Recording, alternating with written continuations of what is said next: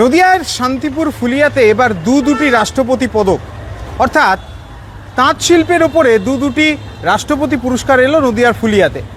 একজন অভিনব বসাক, যিনি পদ্মশ্রী বীরেন কুমার বসাকের সুপুত্র। 500x500 কটন মসলিন জামদানি তৈরি করে রীতিমতো এবার রাষ্ট্রপতির হাত থেকে তিনি পুরস্কার পেয়েছেন। এই শাড়ি এতটাই নিখুঁত যে একটি আংটির ভেতর দিয়ে সেই শাড়ি গলে যায় এবং পুরোপুরি একেবারে 500x500 সুতোতে তৈরি, এবং সেই সুতোর কাজ করে এবং রীতিমতো তিনি কিন্তু এবার রাষ্ট্রপতি পুরস্কার পেয়েছেন। অপরদিকে এই এলাকারই অর্থাৎ ফুলিয়া এলাকারই একজন ডিজাইনার, তিনি ডিজাইন ডেভেলপমেন্টের ওপর রাষ্ট্রপতি পুরস্কার পেয়েছেন।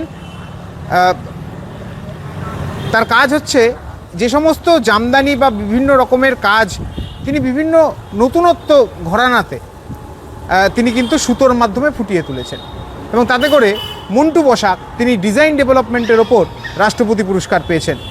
শুধু তাই নয়, একই এলাকাতে দুটি রাষ্ট্রপতি পুরস্কার, এবং সেই দুটি রাষ্ট্রপতি পুরস্কারে এখন রীতিমতো নদিয়ার মুকুটে নয়া পালক। আর শুধু এই রাষ্ট্রপতি পুরস্কার পেয়েই থেমে থাকছেন না তারা, অর্থাৎ একদিকে ডিজাইনার একদিকে তাঁতশিল্পী, দুজনাই এখন নতুনত্ব করতে এবং হস্তচালিত তাঁতকে নতুন করে আবার পুনরুজ্জীবিত করতে একাধিক পদক্ষেপ গ্রহণ করেছেন।